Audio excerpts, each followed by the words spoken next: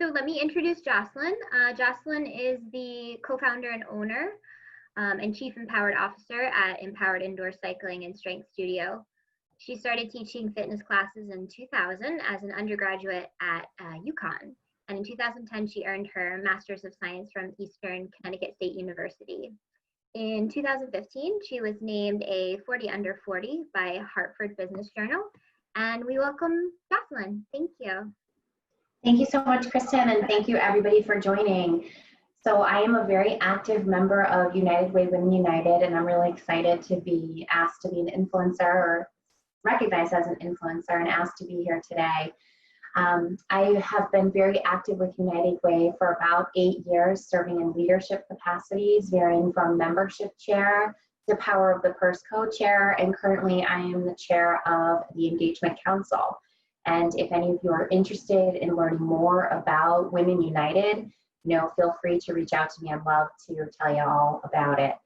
I do work full-time for an insurance company, and I work in their IT organization. And in addition, I own my own business. So Empowered Indoor Cycling and Strength Studio is located in Glastonbury, Connecticut. We've been opening as a cycling studio for it's about 3.5 years. And we had just opened a second studio right above our current cycling studio to offer strength studio. So we are offering bar and mat Pilates classes and high intensity interval training classes and lots of other fitness classes. And we opened on March 2nd, only to be mandated to close due to COVID-19 on March 16th. So we were open for less than 2 weeks. But my other piece of my business, the cycling studio, has been open for over 3 years. So we quickly pivoted to offer an online version of all of our strength classes and have been running over 25 a week. And I have a great team who helps me and my business be successful. And I want to give them kudos. I think some of them are on the call today. And I'm really excited to be reopening for some in-person business. We're running at about 20% capacity starting the 17th of June. So excited about that. COVID has been extremely challenging for everyone, and there isn't one single person on this call who hasn't had their life turned upside down as a result of it. Throughout this crazy experience, like many of you, I've demonstrated a great deal of resilience, and I have proved that I'm really stronger than I ever thought that I could be before. And with all of this craziness, one of the things that has been really prominent is self-care. Self-care is really never more important than ever. So I'm going to quickly share my screen. I do have just a couple slides. It's not really meant to be a presentation of sorts, but we'll look at that. Can you all see my screen? No, not yet. Let's try this. Yep, now it's okay. All right. So this is a presentation about self-compassion and self-care, and we're actually going to start with the self-care piece of it. So again, with all of this craziness in this world, as if normal day-to-day stress isn't enough, we have to add a pandemic into the mix, right? And I really think that these few tips have helped me stay sane, and I'm hoping that they will for you. So regarding self-care, it's really taking time for yourself. It's understanding, we're all super busy. As I mentioned, I volunteer with United Way. I work full-time. I own my own business. I have a fiance. Lots of friends that I still talk to via online happy hours and networking. And it's really important. The hours just seem to disappear throughout the day. And it's really important to put time aside for yourself. And I think that one of the things that I started to do, and it actually was really COVID that triggered it, and I wish that I had done it ahead of time, was I put on my calendar every day 30 minutes for a mental health break. So every day I have around 2 o'clock, sometimes it gets moved to 2:30. I give myself a mental health break. And some of the things that I've done during this time, this 30 minutes, I'll go for a walk if it's a nice day with my dogs, or I will maybe read something not online. So actually pick up a book or a magazine and read something with my hands and my eyes and really unplug from technology, because I do spend a lot of time online, as I'm sure everyone on the call does. And so that little bit of mental health break really just gives me that little recharge throughout the day. It's 30 minutes to myself. I look forward to it. Sometimes I'll call a friend I haven't talked to in a long time, and we'll just have a regular, like, old-fashioned phone call, right? Where we're not Zooming, we're not seeing each other, we're just talking, and do something for yourself. So we all have 24 hours in a day. You have to carve out that time for yourself. It really is an important part of self-care. And then the next one on the list that really I put, because it's been near and dear to me, is following your passions. So I love that Irene Cara song from the 80s, or from the Flashdance movie specifically, What a Feeling. So she says, take your passions and make it happen. And I have to say that you really need to do that, right? Like, once you do, your life will be so much more fulfilling.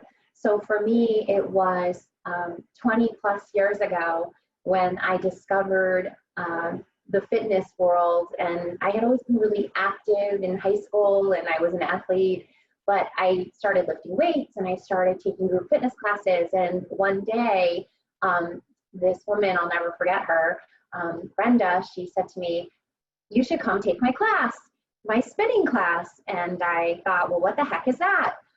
Fast forward, over 20 years later, here I am. And so I fell in love with it. I found myself constantly going to work every day, and I wanted to go home. I couldn't wait to get out of work so I could exercise, and so I could really feel that adrenaline rush. I loved it so much. It became a hobby, but then I realized it's my passion and I need to do more. And so I started instructing, and I started teaching spinning, and then I started teaching kickboxing, and then I started teaching all these different things because they were my passion. They were my release. I got so much joy out of it. And I, even talking about it now, I'm sure you can see, I really am excited about the topic.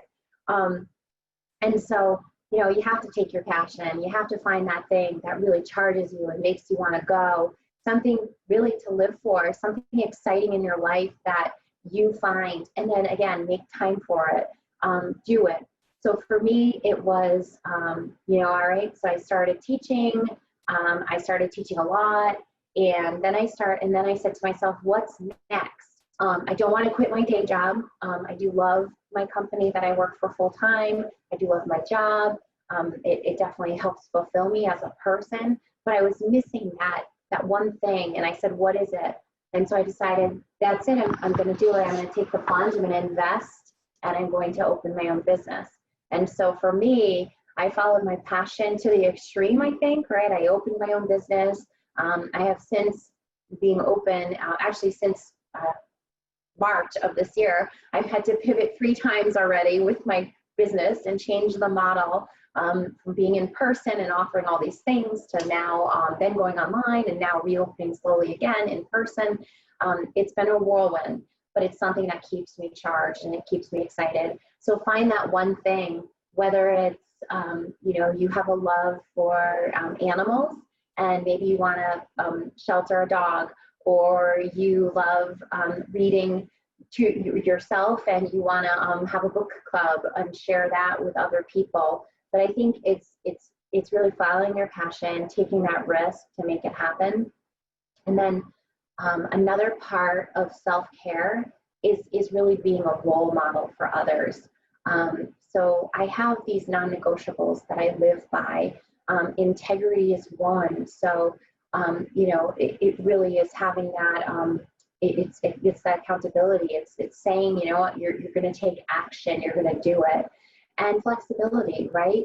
Not everything has to happen at once. Not everything will go as planned, and kind of learning to live and roll with the punches, which in times of COVID for me personally, I've had to do with Empowered and doing that shift several different times actually now. But I am curious to know, so Kristen, maybe we could unmute, and if anyone else has any sort of self-care tips that they're willing to share, you know, by all means, I'd love to hear those.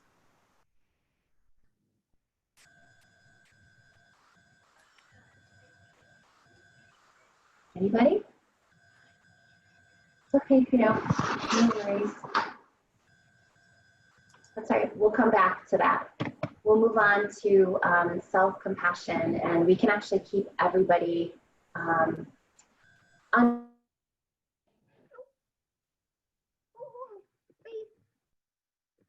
Sorry. So sorry.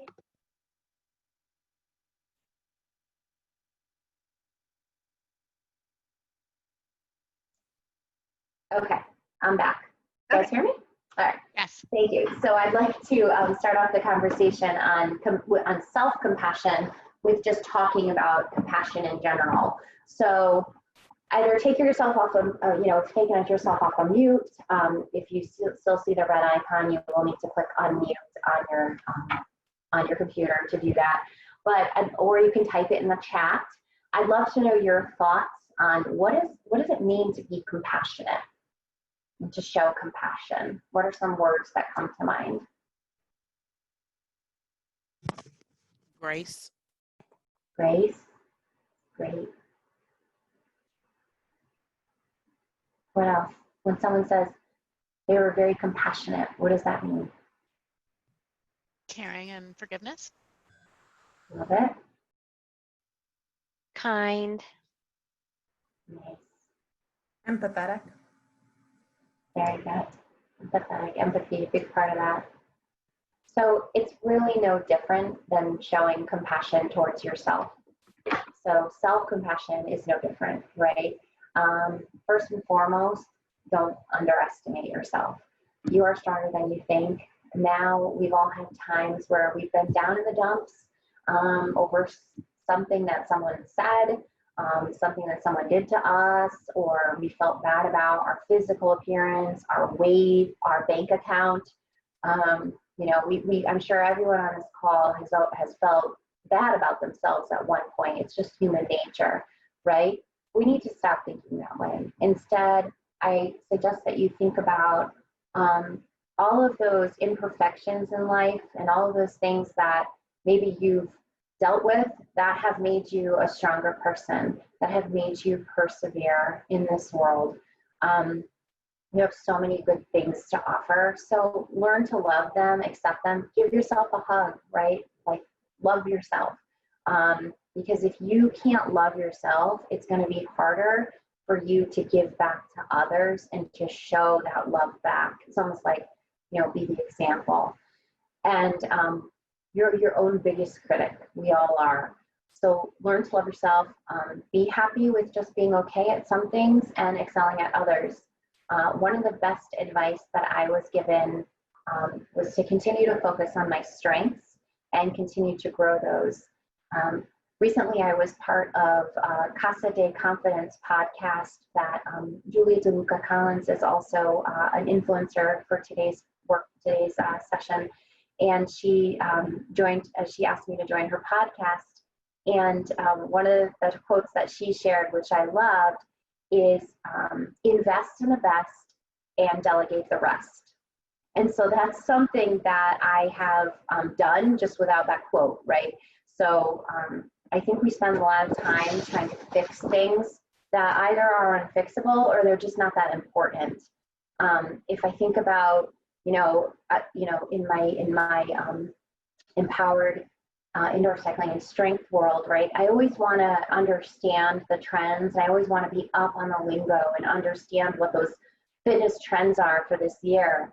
But it doesn't mean necessarily that I'm going to offer them, I'm going to teach them, it's going to be a part of my business model, because it's not the best for me, and I know that, right? As an example, real low impact studio, that means we focus on exercises that will build your body, not necessarily break them. So we don't focus on things like boot camp or high, like plyometrics and jumping. Instead, we focus on lots of stretching, lots of low impact exercises like using mini bands and bar, BARRE, the drinking bar. We can't go to those yet. And that's what I focus on, because that's what I feel I can excel at, and also be successful and also help others be successful at.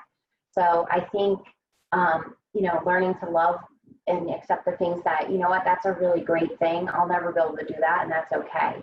The same goes for your corporate world situation. If you work in corporate America, you're often asked to identify and self-reflect on your strengths and weaknesses. And I like to spend a lot more time talking about my strengths and trying to figure out how I can leverage those to be better, rather than that one thing that I'll never learn how to do because I don't think that way or don't have that education on that specific topic.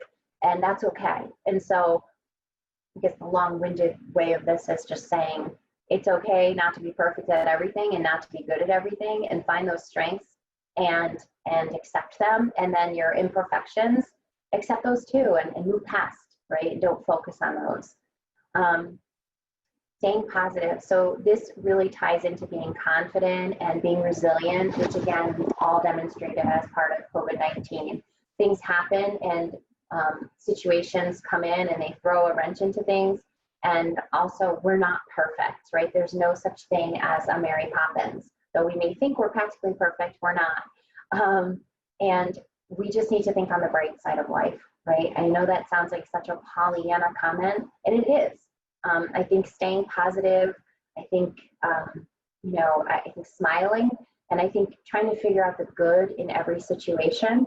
I know that with COVID, there's been a lot of things that I've learned, and I'm sure you have too.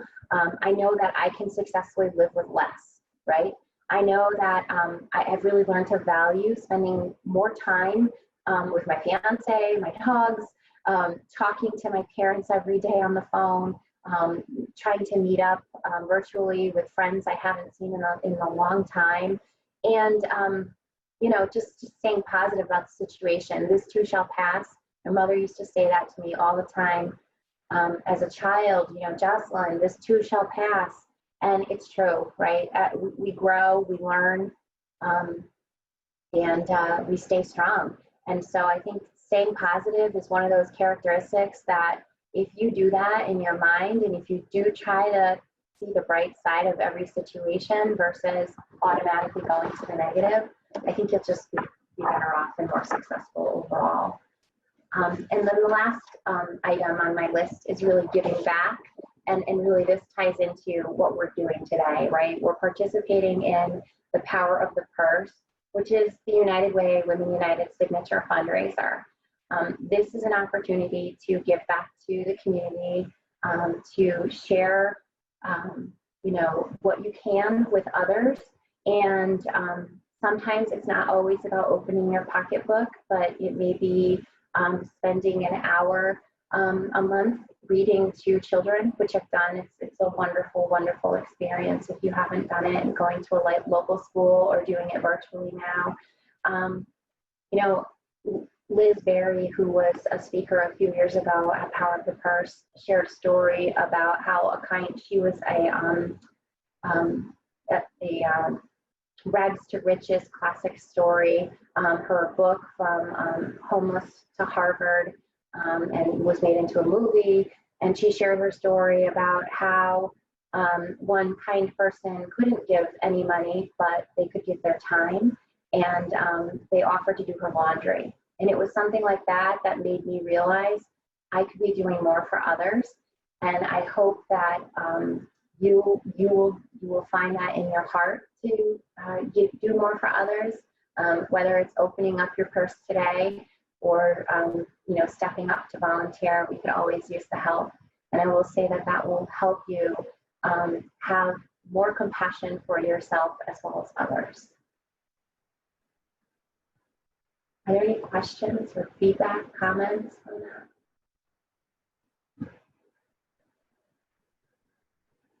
Well, I want to say thank you, everybody, for listening to my story and how I've used self-care and compassion to help me get through this very trying time. And I hope that all of you are really taking time for yourself and counting your blessings and enjoying the positives in every day.